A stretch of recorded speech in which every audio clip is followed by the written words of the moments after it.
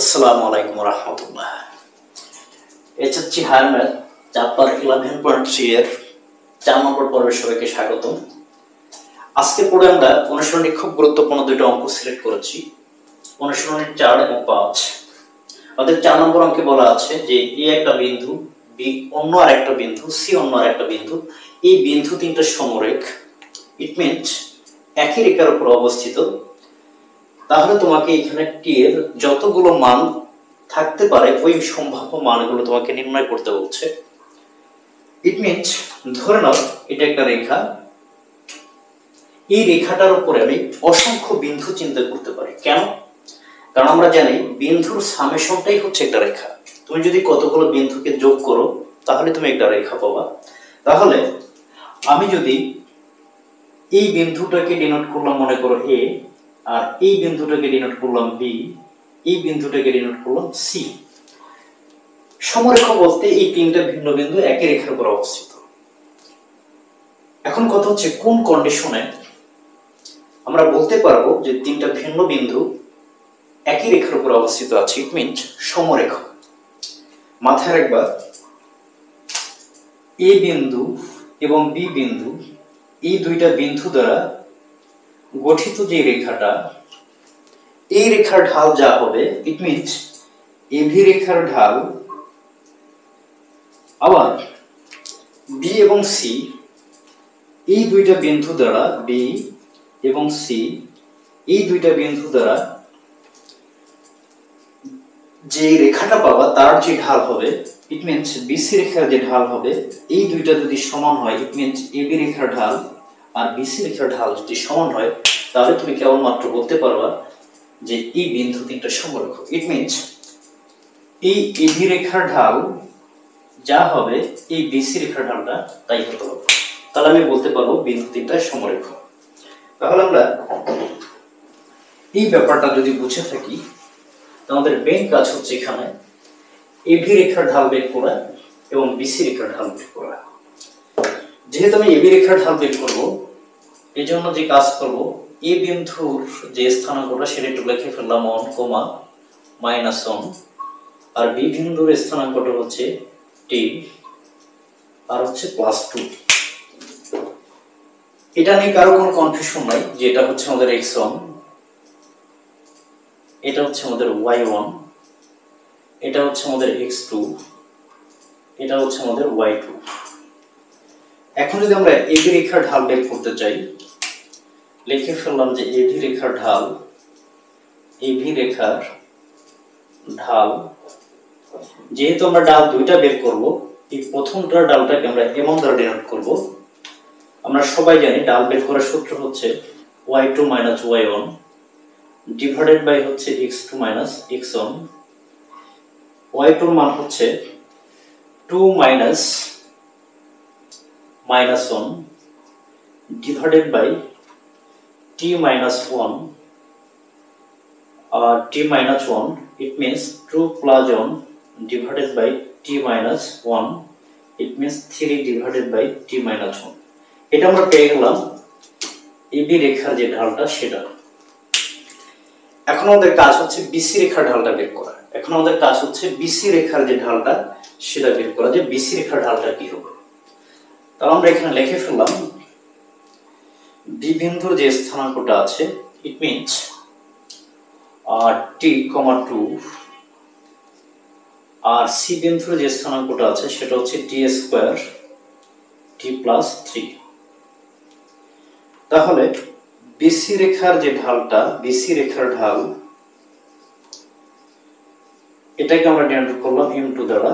m2 সমান হবে y2, it means t + 3 minus y1, it means 2, আর নিচে t² - t। এখানে হবে t + 1 আর নিচে থাকবে t² - t। এখন দেখো আমরা বিসি রেখার ঢালটা পেয়ে গেছি, এবি রেখার ঢালও পেয়ে গেছি, এবং যেহেতু তারা বলেছে যে এই বিন্দু তিনটা সমরেখ, আমরা বলতেই পারি m1 আর m2 সমান হবে, একটু পরে লিখে নিও, যেহেতু বিন্দু তিনটা সমরেখ এই জন্য আমরা লিখতে পারি m1 সমান হচ্ছে m2। m1 এর ভ্যালুটা হচ্ছে 3 divided by t minus 1 equal, এটা হচ্ছে t plus 1 divided by t square minus t। এখন আমাদের কাজ হচ্ছে ক্যালকুলেশন করে জাস্ট t এর মানটা বের করা। আমরা একটা r গুণন করে ফেললাম, r গুণন করলে এটা আসবে 3t স্কয়ার মাইনাস 3t, আর এখানে দেখতেই পাচ্ছ যে t মাইনাস 1 এর সাথে t প্লাস 1 যদি মাল্টিপ্লাই করি একটা ফর্মুলা অ্যারেঞ্জ করছে a minus b into a plus b, it means a square minus b square।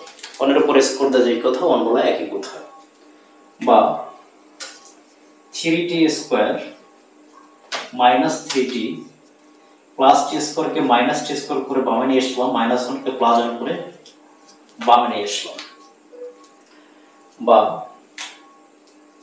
তিনটা টি স্কয়ার থেকে একটা টি স্কয়ার যাবে, it means 2t square minus 3t plus 1 equal হচ্ছে 0। বুঝতে পারছো একটা মিডল টার্ম অ্যারেঞ্জ করছে। মিডল টার্ম কিভাবে করতে হয় এটার basic A to Z middle টার্মের যে টপিক ছিল উৎপাদকের বিশ্লেষণ জেনারেল ম্যাথের অনুশীলন 3.3, সেখানে আমি ডিটেইলস আলোচনা করেছি। বা 2t স্কয়ার এটাকে আমরা লিখতে পারি minus 2t minus t plus 1 equal হচ্ছে 0। একটু সহজে বলে দিচ্ছি যে এই mid term, it means middle যে পয়েন্টটা আছে বা মিডল যে টার্মটা আছে ওটাকে এমন ভাবে টার্ম করবা, ইট মিন্স বিভক্ত করবা, এই দুইটাকে যোগ করলে যেন মাঝখানের পদটা আসে, এই দুইটা গুণ করলে যেন এই first to last, I mean 2t স্কয়ারের সাথে 1 গুণ করলে হবে 2t স্কয়ার, তাহলে মাইনাস 2t এর সাথে আবার মাইনাস t গুণ করলেও কিন্তু 2t স্কয়ার হবে। ইট মিন্স এইটার যোগফল হইতে হবে মাঝখানেরটা, আর এটার গুণফল হইতে হবে এই ফার্স্ট আর লাস্ট গুণ করলে যা হবে সেটা। বা এখানে 2t কমন যায়, এটা থাকে t মাইনাস 1, এই দুইটা টার্মের মধ্যে কোনো কিছু কমন যায় না, থাকে t মাইনাস 1 ইকুয়াল হচ্ছে 0। বা t মাইনাস 1 আর এখানে পড়ে থাকে 2t মাইনাস 1 ইকুয়াল হচ্ছে 0।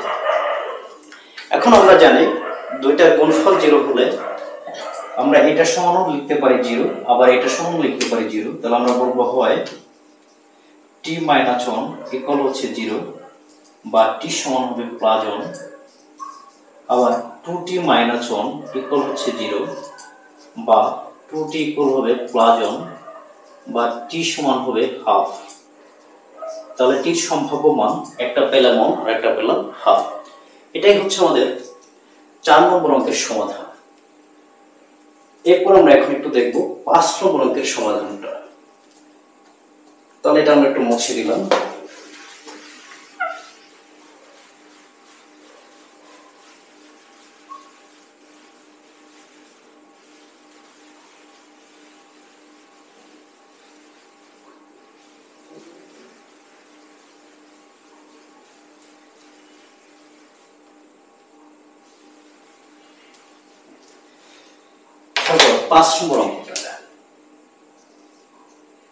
পাঁচ নম্বর অঙ্কে বলা আছে যে এ একটা বিন্দু এবং বি একটা বিন্দু, এই দুইটা বিন্দু দেয়া যে রেখাটা যাবে সেই রেখার ঢালটা হচ্ছে -1। তাহলে আমরা একটা কাজ করি, এবি রেখার ঢালটা যদি একটু বের করতে চাই, এই বিন্দুর যে স্থানাঙ্কটা আছে সেটা একটু লিখে ফেললাম 3,3p, বি বিন্দুর স্থানাঙ্কটা একটু লিখে ফেললাম 4,p² + 1। তাহলে এটা হবে হচ্ছে আমাদের x1, এটা হবে আমাদের y1, এটা হবে আমাদের x2, এটা হবে আমাদের y2। তাহলে এবি রেখার ঢালকে আমরা ডিনোট করি m দ্বারা। এখানে আর m1 m2 লেখার দরকার নেই, কারণ এখানে রেখা আমাদের একটাই। আমরা জানি দুইটা বিন্দু দ্বারা আমরা একটা রেখা পেতে পারি, কারণ এই বিন্দুটার এই বিন্দুটা, এই দুইটা বিন্দুগামী আই মিন এই বিন্দু দুইটাকে যোগ করে দিলে শুধুমাত্র একটা রেখা পাওয়া সম্ভব। তাহলে শুধুমাত্র এখানে একটা রেখার ঢাল বের করব। তো একটা রেখার ঢাল বের করার জন্য আমাদের m1 m2 লেখার দরকার নাই, শুধু লিখব m। তাহলে সূত্রটা ছিল আমাদের y2 মাইনাস হচ্ছে y1 ডিভাইডেড বাই হচ্ছে x2 মাইনাস হচ্ছে x1।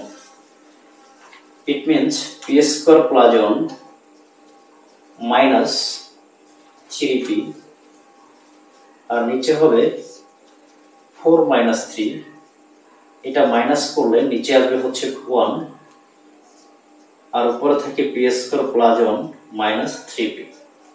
এই নিচের 1 লেখা যেই কথা না লেখা একই কথা। তাহলে এই রেখার ঢালটা পেয়ে গেলাম p square plus 1 minus 3p। কিন্তু তারা কিন্তু এখানে বলে দিয়েছে যে এই ঢালের মানটা -1। যেহেতু এই রেখার ঢাল এখানে পেয়েছি এটা, আবার তারা বলে দিয়েছে এই ঢালটার মান হচ্ছে -1।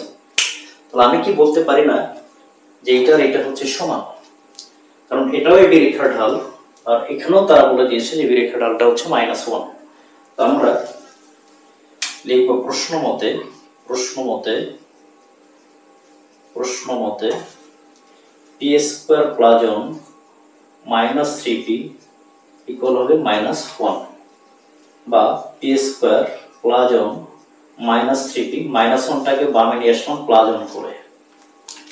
ডানে ছিল আমরা জানি বামে নিয়ে আসলে সাইন এক চেঞ্জ হয়, -1 হয়ে গেছে প্লাস 1 বা p square minus 3p plus 1 আর প্লাস 1 ক্যালকুলেশন করলে হবে +2 সমান 0।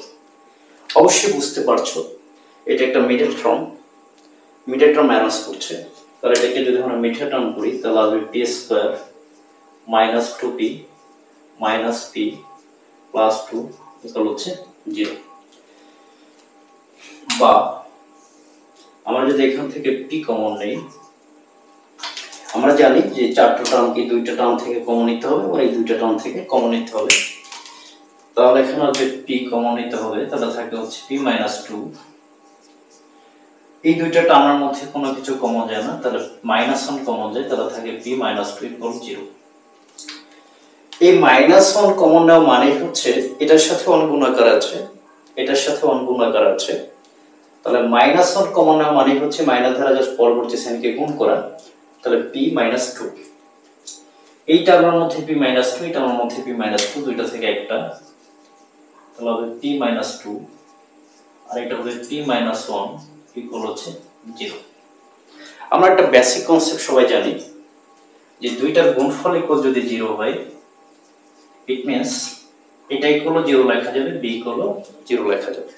তাহলে p - 2 এটা ইকুয়াল 0 লিখতে পারি, বা p এর মান যেহেতু বের করব -2 এটাকে +2 করে পাশে নিয়ে আসলাম, p এর একটা ভ্যালু পেয়ে গেছি 2।